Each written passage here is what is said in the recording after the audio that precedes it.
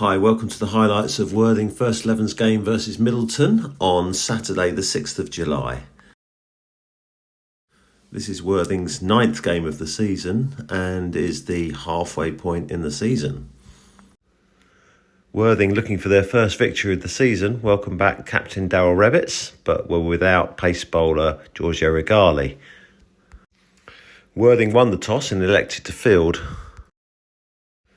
This appeared to be the popular choice. Speaking to both captains, they would have both done exactly the same thing on what was a sort of bit of a dreary day with the wind howling across the ground, and felt like a bowler's type day.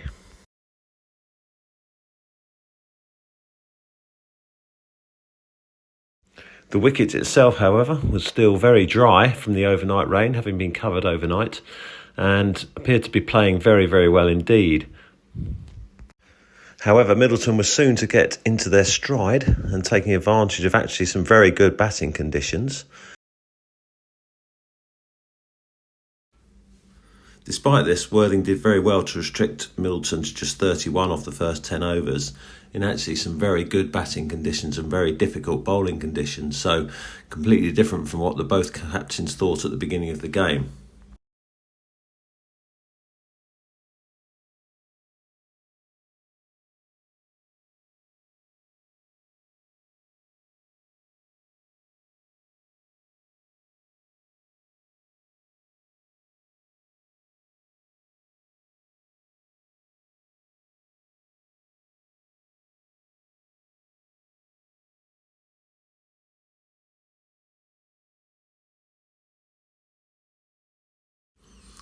The 50 was up for Middleton in the 13th over, with Barton and Taylor both going very well. Our worst change for Worthing was Finn Wood replacing Martin Swift at the pavilion end. Finn here with only his second ball of the match, finding out that bowling short here is not a good option with that short boundary, and Taylor taking him over the ropes for 6. Rhys Atkins was the next change at the church end, replacing Harry Merritt Bland. Unlucky there to just pass the edge and pass the keeper. So not much going Worthing's way.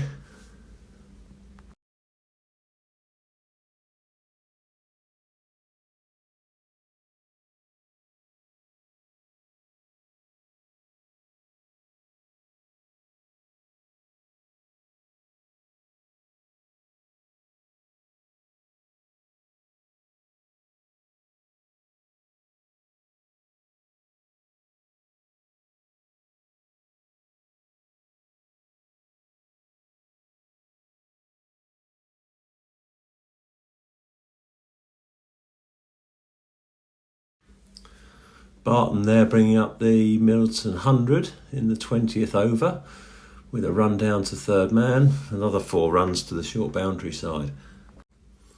With the score on 112 in the 23rd over, play was interrupted by a brief shower that came across the ground, forcing the teams off the field. This led to quite an amusing time with the Worthing players trying to cope with the cover and trying to get that down and then up again in the very high strong winds. Eventually they did get it off and we were able to get play underway.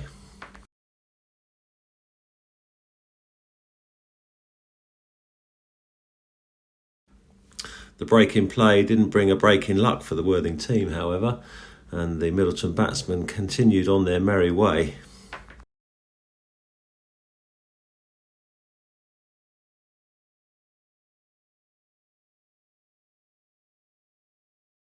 Harry Dunn into the attack in the 25th over, but Barton helping himself to some beautiful hitting down the ground, firstly with a 4 and then a wonderful 6 off Harry Dunn's first over.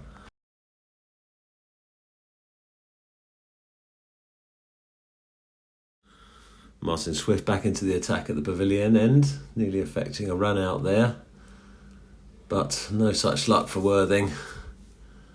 And Barton helping himself to a wide one from Martin, tucking that away through cover point for 4.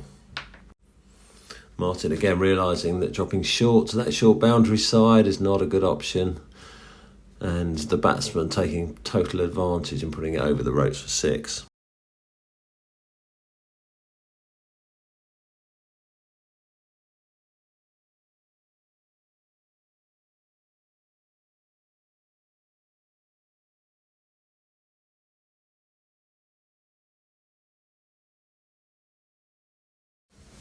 at 162 for none in the 30th over. It was looking all Middleton, and Barton and Taylor looking like they might get their hundreds, but then a ball from Harry, and Taylor having a waft at one outside the off stump. It takes the edge and he's caught by Alex Watkins, and Worthing have their first wicket. This only brought the ex-Sussex pro Sean Heather to the crease. He's been at Middleton some time now and is a long stay in the Sussex League and scored many, many runs. Sean probably wasn't what the Worthing players wanted to see at this stage of the game, and he was quickly into his stride, taking advantage of that short boundary side and seeing all his scoring options in that area. Harry Dunn trying desperately to get a wicket from the other end, having many appeals turned down by the umpire.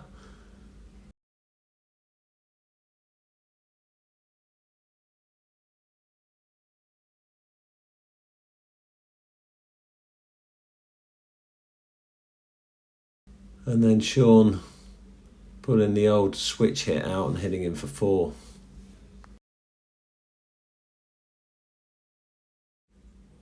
Rhys Atkins switching to the pavilion end as well.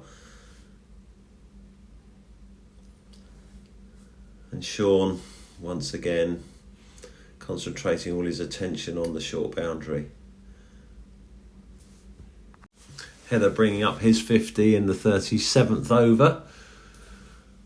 And Barton at the other end, continuing to move towards his century.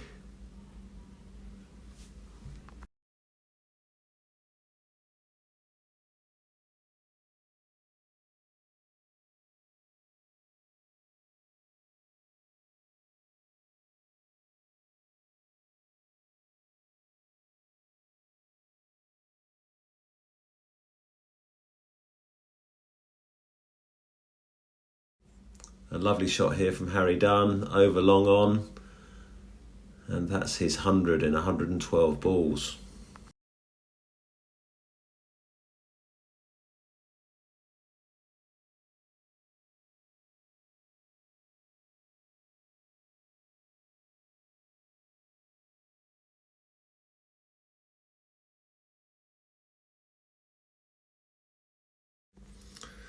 Now with the score at 250 with the loss of just 1 wicket, licence was there for all the batsmen to just do whatever they liked, and they're seeing the ball like a complete football, playing shots all round the ground. Oh, and Harry Dunn very unlucky there, and again not to get the decision for the LBW.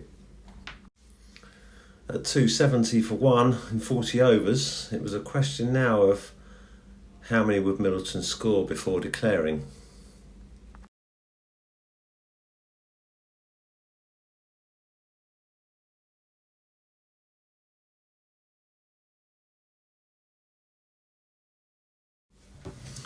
Heather again taking advantage of the short boundary, stepping to the offside and hitting Atkins with the wind for more 6s. Barton still there and narrowly escaping a close run-out call. But then, in the 43rd over, Rhys Atkins gets a reward. Sean skies one high into the air on the leg side and is caught in the deep, and Rhys has a wicket. This only brings Hovey to the crease, and his first ball is dispatched straight into the pavilion for 6.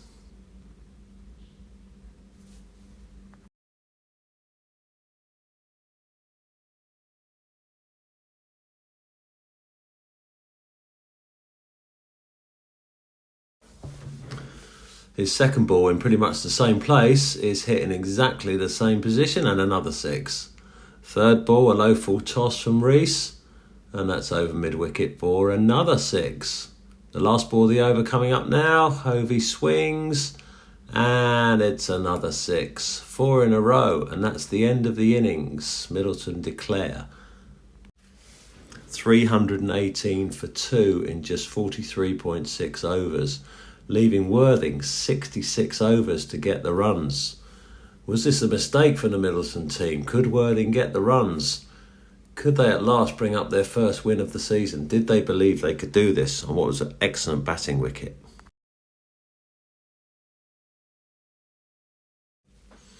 Opening up for Worthing were AJ Wood and Alex Watkins.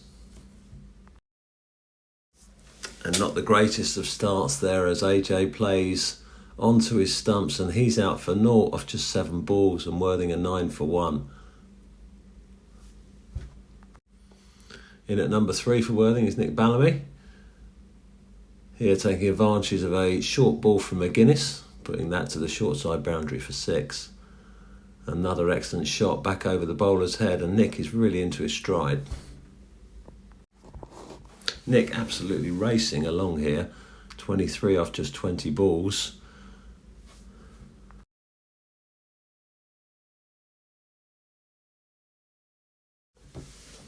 A fine shot there through the covers, bringing up another 4.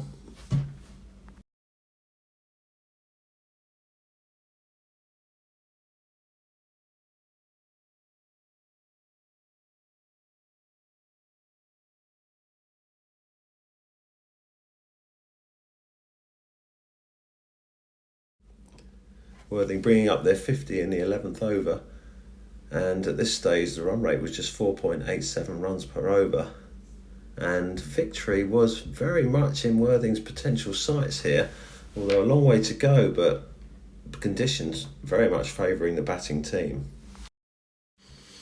And then with a nice partnership just developing with the score on 67, Alex takes one on the leg, but he doesn't want to run. Nick runs past him and he's run out at the far end. Oh no, what a disaster.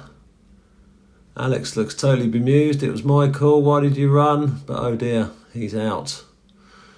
This brings Captain Rabbits to the crease and he's quickly off the mark, heading one through the covers for 4. But oh no, just when you thought it might be our day, one goes past the edge, everyone goes up and Darryl is given out. Campbell McMillan, the young Zimbabwean, to the crease now. Beautiful shot there, wide ball hit through the covers. And then pushing forward to the spinner, a brilliant catch at short leg actually. And he's out for just 9, and Worthing are now 86 for 4. Martin Swift to the crease next, and he's supporting Nick. And Nick's just carrying on in his belligerent fashion, dispatching poor balls wherever he wants to.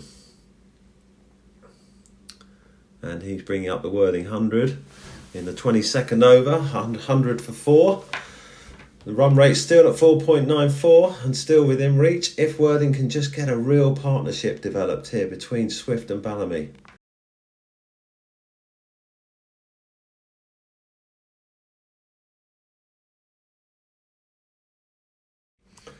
A change of bowling for Middleton at the far church end, with spinner Green coming into the attack. But Nick just continuing on his way.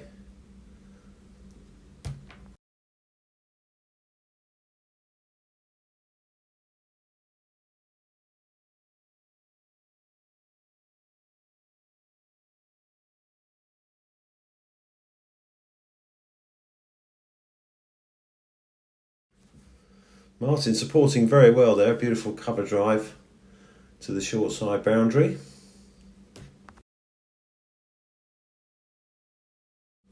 Nick absolutely smashing that one, nearly decapitating Martin, and he's into the 90s. And now Martin's getting in on the act, taking advantage of the short boundary, and he's hitting the spinner Barker onto the third team square for another 6. But oh no, the decision's reversed. Martin couldn't quite make the boundary. Worthing really motoring along now, 136. And the target of 319 actually looking relatively realistic. However, Josh Wood, the new bowler, into the attack with Nick on 95. He sends him down a terrible long up, which Nick just tries to pull to the leg side. He top edges it and he's out. They've got the wicket. Balam is gone for 95 off 73, just 5 short of his maiden Premier League 100. And what looked very promising for Worthing is quickly dissipating. What would Worthing do now? Harry Bland only knows one way to play, and he's attacking, and he's quickly up into the 20s.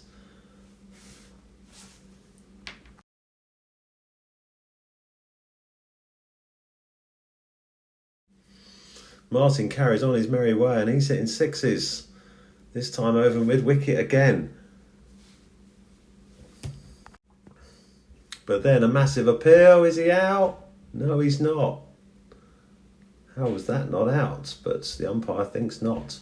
The very next ball, however, Martin looking for that boundary again, and he's bowled. Worthing 183 for 6. And Middleton looking like they're going to end up the inevitable victors. What do Worthing do now then? Harry Bland continuing on in his attacking fashion. Another 4 there off Josh Wood. But then on 189, Harry Bland drags a wide one onto his stumps and he's out. Gavin Miles to the crease. And it's another 6.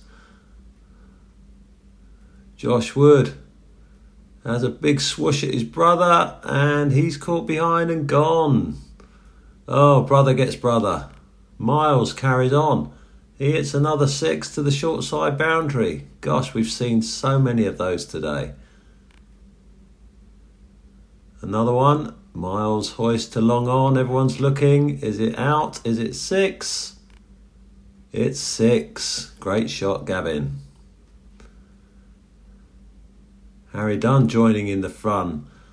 Smashing one down to wide mid-wicket. And that's 4. Full toss here. Has Harry got it for 4? He has. He goes to 19. 240 for 8. Pushes forward. Oh, what a catch. Short leg, another stunner. Dunn can't believe it. He's out. Miles. He runs at Wood. He misses. The wicketkeeper takes the bails and he's out stumped. That's Worthing. 240 all out. Middleton win by 78 runs. What a game that was. So exciting to watch. So many 4s, so many 6s. At the end of the day, however, it's another loss for Worthing. A much improved batting performance, but all in vain, unfortunately. Many thanks for watching. Many thanks to our sponsors, and look forward to seeing you next time. Bye-bye.